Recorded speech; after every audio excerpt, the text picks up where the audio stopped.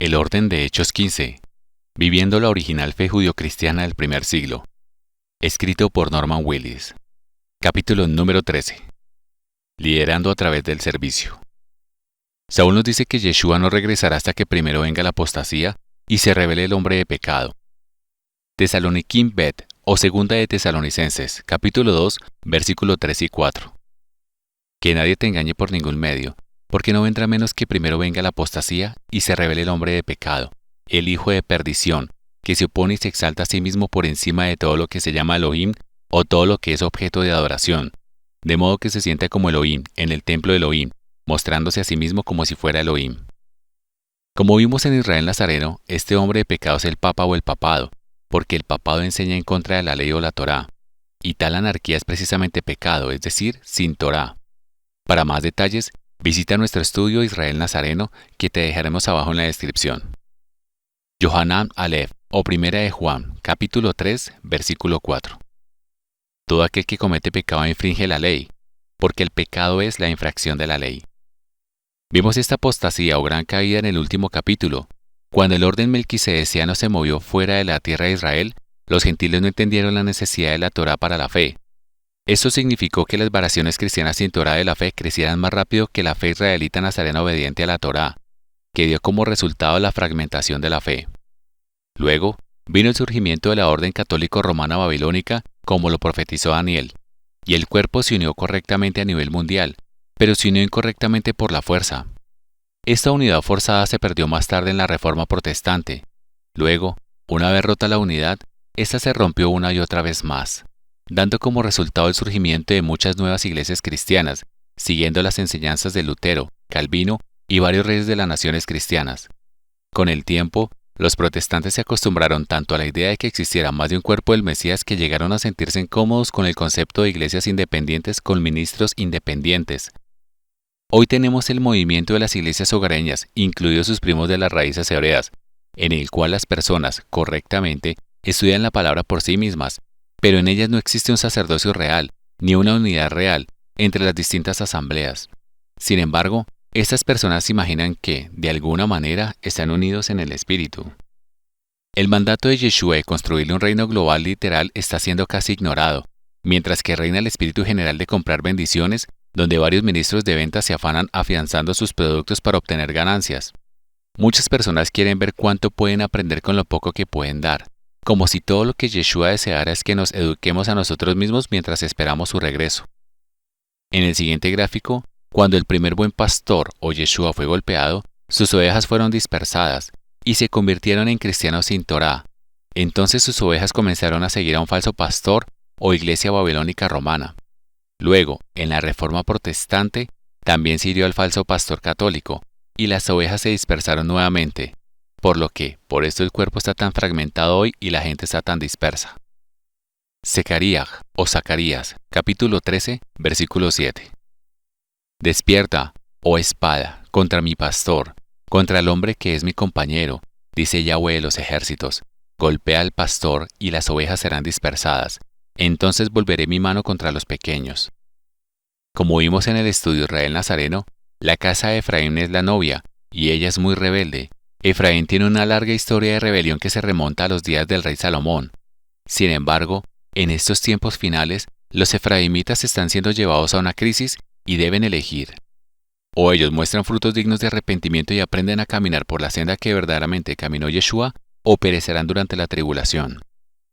Matillahu, o Mateo, capítulo 7, versículo 13 y 14. Entren por la puerta estrecha, porque ancha es la puerta y espacioso es el camino que conduce a la destrucción, y hay muchos que entran por ella. Pero estrecha es la puerta y tribulación es el camino que lleva a la vida, y son pocos los que la encuentran. El camino de Yeshua no es un agradable club de bendiciones para mí, donde muchos esperan ser bendecidos solo por estar ahí, porque de otra forma no volverán. Más bien, el camino de Yeshua es donde los pocos que aman a Yeshua más que a sus propias vidas se unen y buscan formas para poder construir el reino de Yeshua. Esto significa que deben desarrollar un corazón para bendecir a otros, en vez de buscar bendiciones para sí mismos. Maasei o Hechos, capítulo 20, versículo 35. Les hemos mostrado que, en todos los aspectos al trabajar así, deben ayudar a los débiles. Y recuerden las palabras del Adón Yeshua, que dijo, más bienaventurado es dar que recibir. Amor significa dar más a la gran comisión de lo que tomamos. El amor significa que tratamos de bendecir a los demás más de lo que somos bendecidos.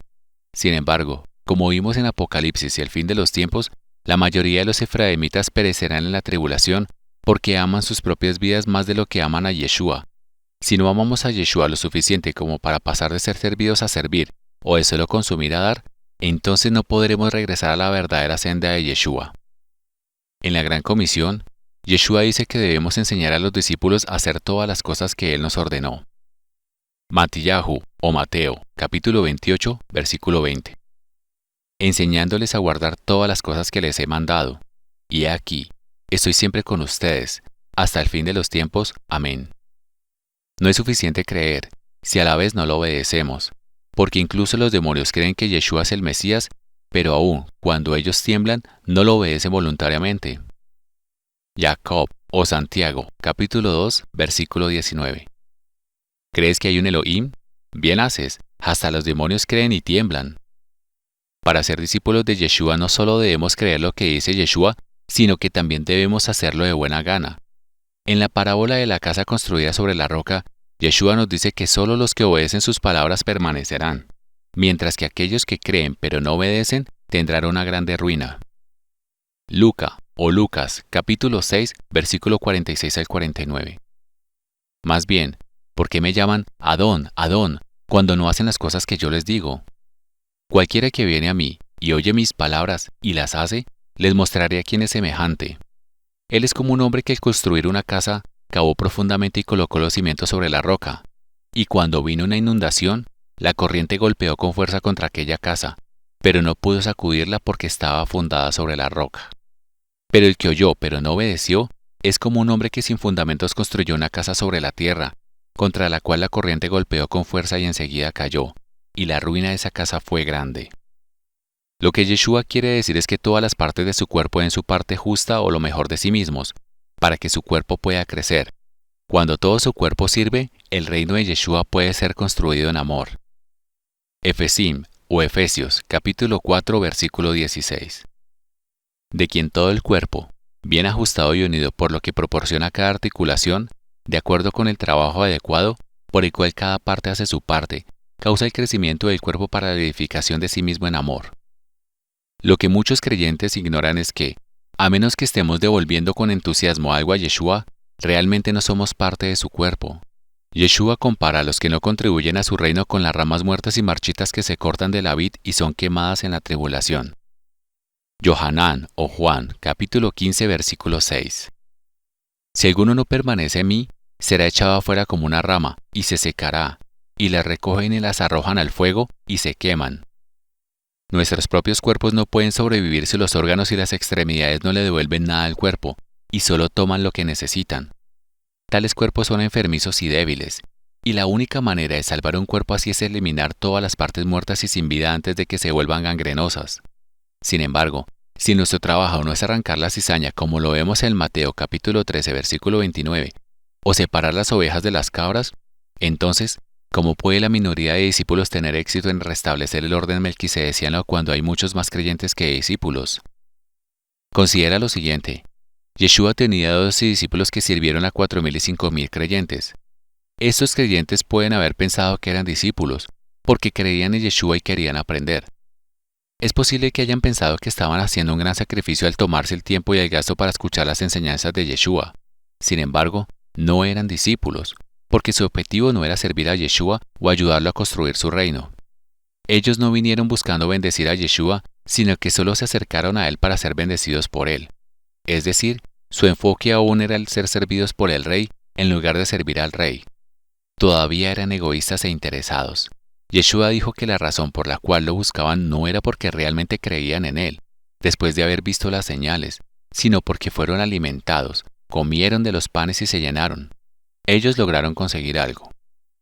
Yohanan o Juan, capítulo 6, versículo 26 al 29. Yeshua les respondió y les dijo, Con toda seguridad les digo que me buscan, no porque vieron las señales, sino porque comieron de los panes y se llenaron. No trabajen por el alimento que perece, sino por el alimento que perdura para vida eterna, que el Hijo del Hombre les dará, porque a este Elohim el Padre le ha puesto su sello. Entonces le preguntaron, ¿qué haremos para realizar las obras de Elohim? Yeshua respondió y les dijo, esta es la obra de Elohim, que ustedes crean en aquel que él envió. En contexto, los creyentes de Juan 6 querían hacer de Yeshua su rey terrenal, para que él pudiera liderar un levantamiento contra los romanos. Sin embargo, Yeshua no estaba contento con esto, porque no se acercaron a Yeshua para preguntarle cómo podrían servirle. En su lugar, querían que Yeshua viniera a dirigir un plan de su propio diseño. Esto significaba que los creyentes no amaban verdaderamente a Yeshua porque no querían hacer lo que él quería que hicieran. Por lo tanto, él les hablaba en parábolas, de modo que mirando no vieran, y escuchando no oyeran o entendieran, como sí lo hicieron los obedientes discípulos. Matillahu, o Mateo, capítulo 13, versículo 10 al 17. Y los discípulos se acercaron y le dijeron, ¿por qué les hablas en parábolas? Respondió y les dijo, porque se les ha dado a ustedes conocer los misterios del reino de los cielos, pero a ellos no se les permitió. Porque el que tiene, se le dará más y tendrá en abundancia, pero cualquiera que no tenga, incluso lo que tiene le será quitado. Por este fin les hablo a ellos en parábolas, porque viendo no ven, y oyendo no oyen ni entienden. Y en ellos se cumple la profecía de Yesayahu o Isaías que dice, oyendo oirán, y no entenderán, y mirando verán, pero no percibirán. Porque los corazones de este pueblo se han endurecido, y sus oídos oyen pesadamente. Han cerrado sus ojos, para no ver con sus ojos y oír con sus oídos, para no entender en sus corazones y así arrepentirse, para que yo pueda sanarlos. Pero bienaventurados son vuestros ojos, porque ven, y vuestros oídos porque oyen. Porque de cierto os digo que muchos profetas y justos desearon ver lo que ustedes ven, y no lo vieron, y oír lo que ustedes oyen, y no lo oyeron. Nota que en Juan 6:29, Yeshua ocultó el verdadero significado a los creyentes con un enigma, diciendo que todo lo que tenían que hacer era creer en él. Lo que Yeshua no dijo es que, en el sentido más amplio de la palabra, creer en Yeshua significa que debemos vivir como él vivió y caminar como él caminó, porque así se construye el reino de Elohim.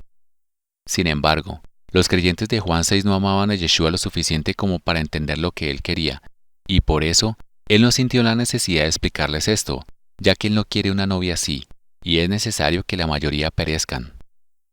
Lamentablemente, existe un problema similar en el movimiento efraimita de la actualidad. Lo que muchos efraimitas llaman Torá, para ellos es solo un poco más que descansar, leer y tener comunión en el Shabbat y en las fiestas. Si no amamos a Elohim, puede que no nos moleste afirmar que estamos guardando la Torá, cuando en realidad solo estamos buscando sus bendiciones. Esto es lo que Shaul llama no estar recibiendo el amor de la verdad. Lo que debemos hacer es dejar de centrarnos en nuestros propios deseos egoístas y prestar más atención a Yeshua y a lo que Él quiere, y así poder ser encontrados como frutos dignos de arrepentimiento. Tesalónica Bet, o Segunda de Tesalonicenses, capítulo 2, versículo 9 al 12. La venida del que no tiene Torá es según la obra de Satanás, con todo poder y señales y augurios mentirosos, y con todo tipo de maldades sutiles para los que se pierden, porque no quisieron recibir el amor de la verdad para ser salvos. Y por esta razón, Elohim les enviará un gran engaño, para que crean la mentira, para que todos puedan ser condenados por no creer a la verdad, más bien se gozaron en la injusticia. Las Escrituras nos dicen que solo será un remanente de Efraín y de la Judá siria quienes serán salvos, mientras que la destrucción de la mayoría de los efraimitas rebosará de justicia. Yesayahu o Isaías, capítulo 10, versículo 22. Porque, aunque tu pueblo, oh Israel, sea como la arena del mar, solo un remanente de ellos volverá. La destrucción decretada rebosará de justicia. Podría ser que la destrucción de la mayoría de los creyentes efraimitas rebose de justicia porque después de todo el amor y la ternura que ha derramado Elohim sobre Efraín a lo largo de los siglos, cualquiera que no ponga la voluntad de Yeshua por delante de la suya no es apto para vivir. Siempre ha habido muchos más creyentes que discípulos. En el primer siglo hubo 4.000 y 5.000 creyentes, en comparación con los 12 discípulos. Sin embargo, a pesar de que los discípulos son superados en número, si los discípulos trabajaran como un equipo, en última instancia, pueden proporcionar orden al movimiento sirviendo a éste. Nadie supone ser servido o amado, y si este servicio se hace bien, es posible servir a las personas en la dirección correcta. En otras palabras, si nos volvemos y nos convertimos, y ponemos a Yeshua y a su pueblo como lo primero, por delante de nosotros mismos, entonces todo lo demás caerá en su lugar, mientras que aquellos que no lo sirven perecerán. El que tenga oídos para oír, oiga. Si te gustó nuestro último capítulo, no te pierdas el que sigue. Y si deseas obtener más información y encontrar más estudios acerca de la fe una vez entregada a los santos, visítanos en nuestra web en www.nazareneisrael.org/es. Shalom y que Yahweh te bendiga.